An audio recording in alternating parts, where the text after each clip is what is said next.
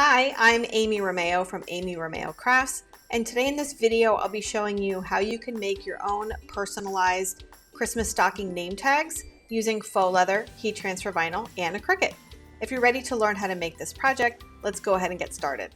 The SVG file for this project is available in my shop. It's part of my holiday faux leather crafting event where I'm sharing a brand new holiday SVG and video tutorial every day for 20 days. I'll leave a link on the screen for you so you can get the SVG, or you can visit amyromeo.com/holiday to see all of the event's designs.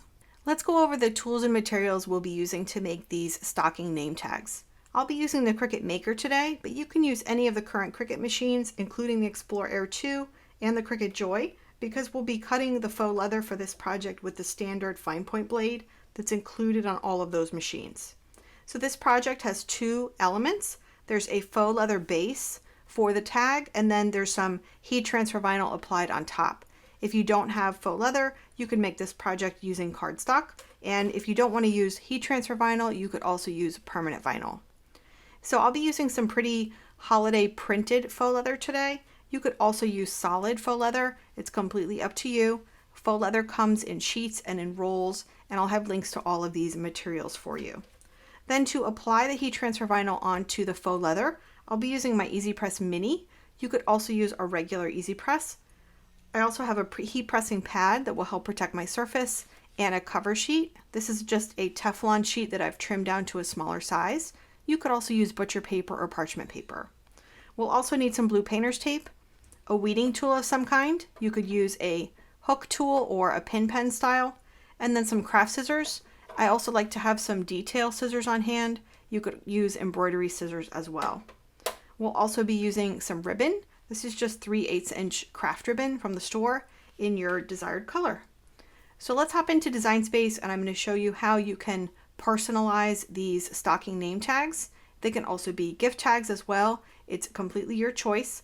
And then I'll show you how to cut out the materials for the project and assemble our stocking name tags. So starting with a blank canvas in Cricut Design Space, you'll click on Upload and then Upload Image, and you'll browse to where the unzipped SVG file is for this project on your device. Click on it to select it and then click Open. And you'll see a preview of the tag shapes and click Upload. And then select them from your recent uploads row and click Add to Canvas.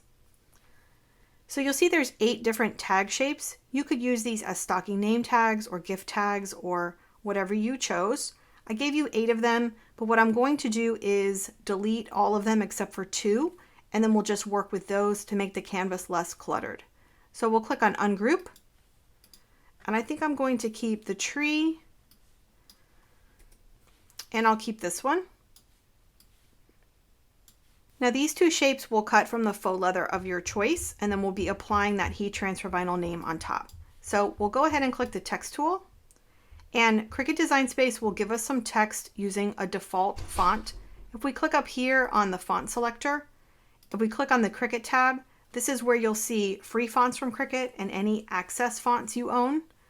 For system, this is where you'll see fonts that are on your particular device, whether it's your tablet or your laptop. This is where your fonts will be.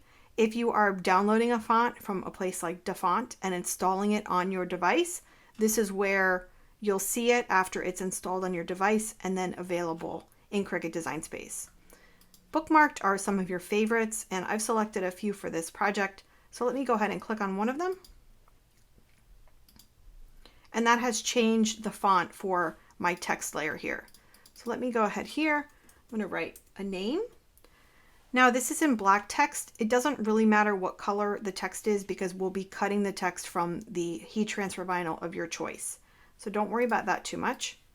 What I want to do is drag this shape smaller, and you have a couple different options. You can either put the name this way on the tag, or you could turn it 90 degrees and then put it vertically. Totally up to you. On this one, I'm going to show you a different font. So we'll click on text. I'm going to write my daughter's name. It doesn't matter if you write the name first or change the text first. I'll click up here. This is a script font that I really like. It's called Pacifico. It's available at dafont.com, and I'll leave a link to it for you. It's a free font. What I like about it is it's a script. It's a pretty modern looking font, and it's nice and thick, so it's easy to weed. So again, we'll just drag that shape a little bit. Drag it up here, and I think I'm going to turn it also.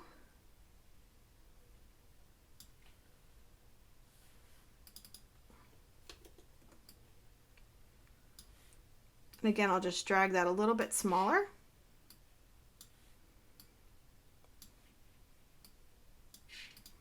There we go, that looks good.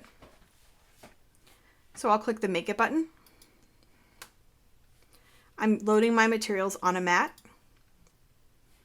And Design Space will put my vinyl layers on one mat since they were both the same color. And it will put my faux leather shapes on the same mat. Again, when they're both the same color on your canvas in Design Space, then they will go onto the same mat. So the first thing we need to do is mirror both of these mats because faux leather and heat transfer vinyl cut in reverse. If you happen to be using permanent vinyl instead of heat transfer vinyl, then you would not mirror this mat. You would only mirror your faux leather mat. So I'm just dragging my shapes apart from each other a little bit and away from the edges just to give myself some room when I need to cut and weed these shapes. And then for the faux leather mat, I'm going to drag these two shapes to separate parts of my mat because I'll be using two different faux leathers to cut these shapes from, and I'll show you how to do that in just a moment. So we'll click Continue. For the faux leather mat, I'll be using the faux leather paper thin setting. If you don't have this setting bookmarked as a favorite like I do, you can click on Browse All Materials and search for it.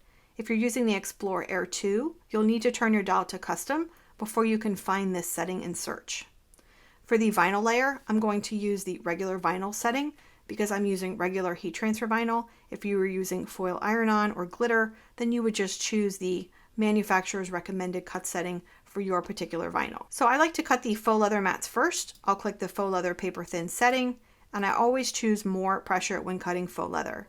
And here's that reminder that we're just using the regular fine point blade. So let's hop back over to my overhead camera. We will cut out our mats and we'll put together our stocking name tags. Okay, so I've trimmed my little pieces of patterned faux leather down to a size that's just slightly larger than my tag shapes that are going to cut. I wanted to mention, I know I'm going to get questions about what do you put on the back. So right now these canvas backed faux leather sheets don't have anything on the back, but you do have some options. One is you could put vinyl or foil iron-on the back of the faux leather before you cut it, and that will add some structure and also some interest and a finished look on the back. I have several videos on how to do that, and I will link to one for you. Then you could also glue another piece of faux leather onto the back if you wanted to. So in Design Space, you would need to take your initial tag shape, create a copy, and then mirror that copy, and then cut both shapes from faux leather and then glue them together. And I have several videos where I show you how I glue faux leather front to back and help get a really nice seamless edge. So I'll link to one of those for you as well. For right now, I'm just cutting them with the canvas backing showing. It's not an unattractive background, and I'm trying to keep this video brief for you. Okay, so we're going to take our faux leather, put it pretty side down on our purple strong grip mat in those places that we saw on the mat preview screen. And then I'm going to take some blue painter's tape and just tape around on all sides. This really does help you get a better cut. The smaller size and the tape helps to keep your material from shifting on your mat. I use blue painter's tape because it doesn't leave a sticky residue on your mat or on your material, and the pieces can be reused several times. So my mat's all taped up. The reason I use blue painter's tape is it doesn't leave a sticky residue on my mat or on my material. Even though blue painter's tape is more expensive than something like masking tape, it can be reused several times before you need to throw the pieces away. Okay, so we have our faux leather paper thin material setting with more pressure all set to go. We'll just load our mat and begin the cut.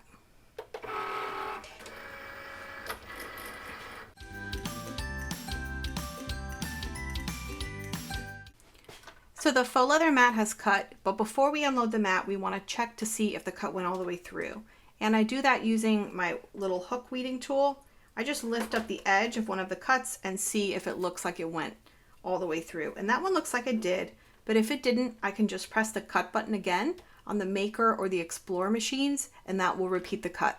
The important part is to not unload the mat. If you unload the mat, you won't be able to rerun the cut.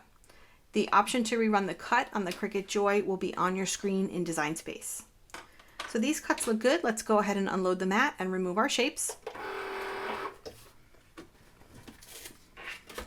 There's our little tree. Remember to pop out that hole.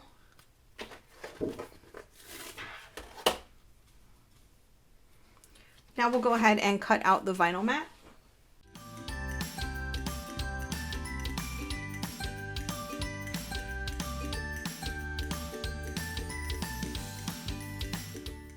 So I've weeded out the vinyl layer for the names. I'll just cut these apart.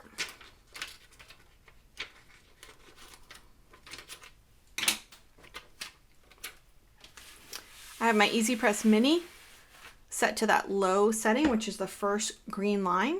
If you're using a regular Easy Press, I recommend setting it to 265 degrees. So now we'll just layer our names onto our tags.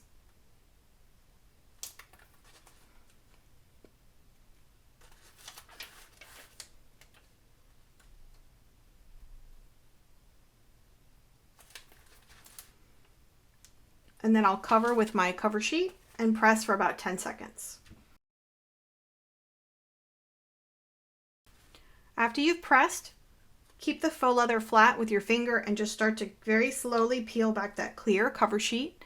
If when you're peeling the clear cover sheet, the vinyl lifts, then just place that cover sheet right back down and press again for a few more seconds. But this looks good. And then we'll just repeat with our other tag. You can see that I'm moving my Easy Press Mini like an iron. If you're using the regular Easy Press, you would just place it down. You don't need to move it. I just do this as force of habit.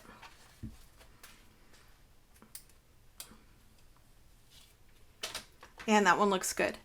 So both of these are quite warm. What I'd like to do is place them underneath my heat pressing pad for just a minute to let them cool flat. Now that my tag shapes have cooled, we're just going to attach a little ribbon so we can tie them onto a gift or onto a stocking. So I've cut 2 pieces of 12-inch ribbon. This is that 3/8" craft ribbon, but you could use any ribbon you'd like. Just thread the ribbon through the hole.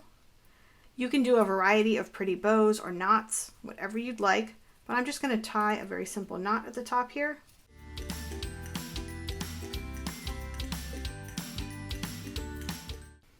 And if you haven't done so already, just use your scissors to make a nice pretty point at the end of your ribbon. And that's it. Our little stocking name tags are complete. I hope you enjoyed this project, and if you want to see all of the faux leather crafts I've created for this holiday faux leather crafting event, I'll leave a link to a playlist for you. Thanks so much for watching, and I'll see you in the next video.